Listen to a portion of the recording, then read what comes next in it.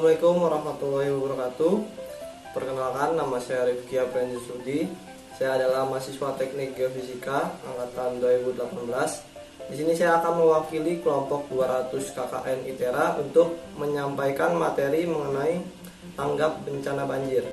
Dari kelompok 200 KKN ITERA 2021 yang beranggotakan Anissa Fadila Fitria dari program studi arsitektur, Anissa Zulistia dari program studi farmasi, Yan Panji Saputra dari program studi teknik elektro, Reni Silvia Dewi dari program studi teknik fisika, Ringo Galisadewo dari program studi teknik informatika, Komang Krisnadeva dari program studi teknik sipil, Ahmad Raffi Apriliawan dari program studi teknik sistem energi, dan yang terakhir saya sendiri yaitu sebagai pengisi materi pada video kali ini, serta dosen pembimbing lapangan kami yaitu Bapak Alio Jasipto STMSI. Mari kita simak videonya. Oke, pada materi kali ini kita akan membahas 5 hal, yaitu apa itu banjir, gimana sih terjadinya banjir, jenis-jenis banjir, faktor penyebab terjadinya banjir, dan mitigasi dari bencana banjir itu sendiri. Yang pertama, apa itu banjir? Kalian tahu gak sih apa itu banjir?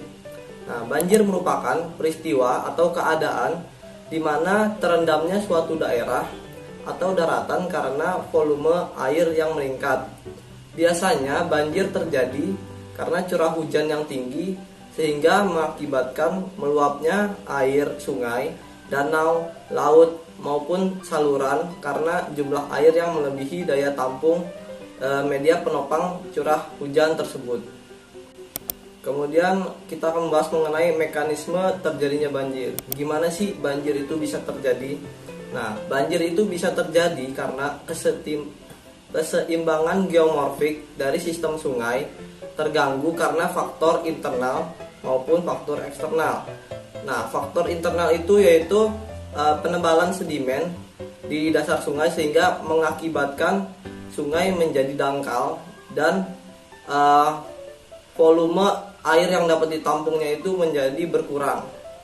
Dan yang kedua itu faktor eksternal, yaitu berupa hujan yang lebat. Kemudian ada jenis-jenis banjir. Nah, banjir ini terdiri dari 3 jenis. Yang pertama itu ada banjir air, banjir bandang, dan banjir rob. Nah, apa itu banjir air?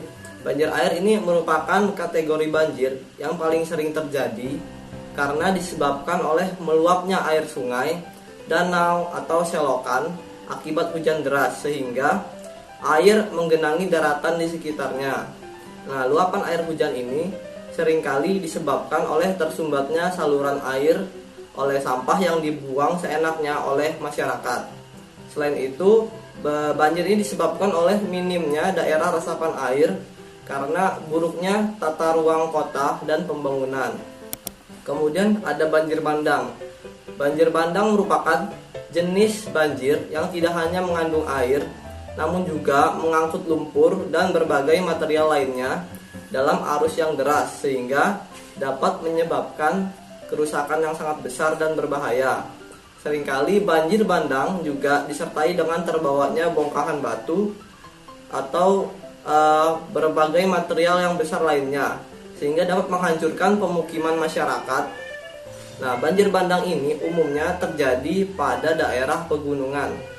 Bencana alam berupa banjir bandang ini menyerupai tanah longsor yang disertai dengan air yang volumenya sangat besar. Kemudian yang ketiga ada banjir rob. Nah, banjir rob ini biasa juga disebut dengan banjir genangan. Banjir ini disebabkan oleh pasang air laut dan terjadi pada daerah pesisir pantai atau di daerah yang permukaannya lebih rendah daripada permukaan air laut.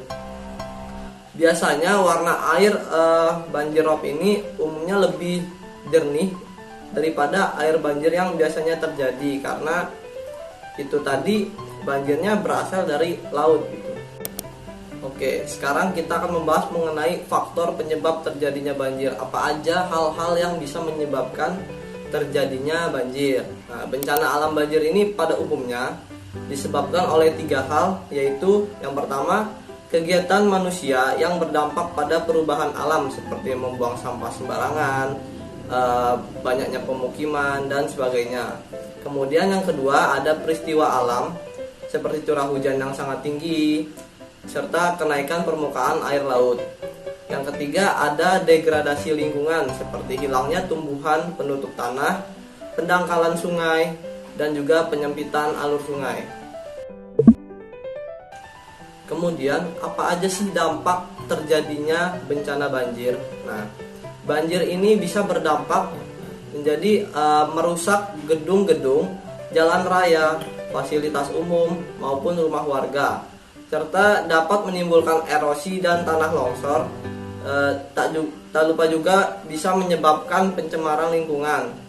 Nah, terus kotoran dan binatang yang terbawa air banjir ini dapat menimbulkan berbagai macam penyakit seperti penyakit diare, infeksi saluran pernafasan, dan penyakit kulit lainnya. Nah, untuk mengurangi atau menghapus kerugian dan korban yang mungkin terjadi akibat bencana banjir, dilakukanlah mitigasi bencana banjir. Nah, mitigasi bencana banjir ini ada 3 tahap, yaitu prabanjir atau sebelum banjir, yaitu upaya pencegahan, ketika banjir terjadi, dan pasca banjir terjadi. Nah, yang pertama prabanjir atau upaya pencegahan. Apa aja hal yang bisa kita lakukan untuk mencegah terjadinya banjir? Yang pertama itu membangun tembok pertahanan dan tanggul sepanjang aliran sungai yang rawan banjir. Yang kedua, membersihkan sungai dan pembuatan sudetan. Yang ketiga ada membuat pemetaan daerah rawan banjir sehingga kita bisa mengetahui daerah-daerah yang rawan terhadap banjir. Yang selanjutnya itu mengadakan simulasi evakuasi saat terjadinya banjir, mengadakan pelestarian hutan dan bakau, membuat banyak daerah resapan air, tidak membuang sampah di sungai, danau, dan aliran air, serta tidak mendirikan bangunan atau pemukiman di bantaran sungai. Kemudian ketika banjir terjadi, apa yang harus kita lakukan? Yang pertama, kita tidak boleh panik dan tetap mengikuti perkembangan cuaca, menyelamatkan berkas dan harta benda ke tempat yang aman, mematikan arus listrik atau menghubungi petugas PLN untuk mematikan arus listrik pada lokasi terjadinya banjir. Selanjutnya, tidak menyentuh kabel listrik dan menjauhi tiang listrik guna meminimalisir terjadinya tersetrum oleh arus listrik. Kemudian, menyelamatkan diri ke tempat yang aman atau yang lebih tinggi. Apabila terjebak dalam bangunan, sebisa mungkin kita berpegangan pada benda yang terapung. Kemudian, jika air banjir terus meninggi, kita boleh menghubungi instansi yang terkait dengan penanggulangan bencana seperti BNPB dan BPBD. Kemudian setelah banjir terjadi, kita harus melakukan apa sih? Nah, kita yang pertama itu membersihkan tempat tinggal dan lingkungan yang terkena banjir dari endapan lumpur dan sampah. Terus menghindari wilayah yang sudah rusak seperti bangunan yang sudah tidak layak pakai, mengeringkan segala peralatan listrik dari air, melakukan kaporitasi sumur gali, memeriksa ketersediaan air bersih dan menggunakannya dengan bijak, memperbaiki saluran pembuangan air limbah, melakukan cek kesehatan terutama terhadap potensi penyakit kulit dan perut, tetap berhati-hati dalam menggunakan kabel atau listrik. Sebaiknya kita hindari terlebih dahulu penggunaan listrik ini. Kemudian menjaga keseimbangan lingkungan dengan menanam pohon. Oke, itu tadi beberapa materi mengenai tanggap bencana banjir. Sekian materi dari saya. Kurang lebihnya saya mohon maaf. Wabillahi taufik wal hidayah. Wassalamualaikum warahmatullahi wabarakatuh.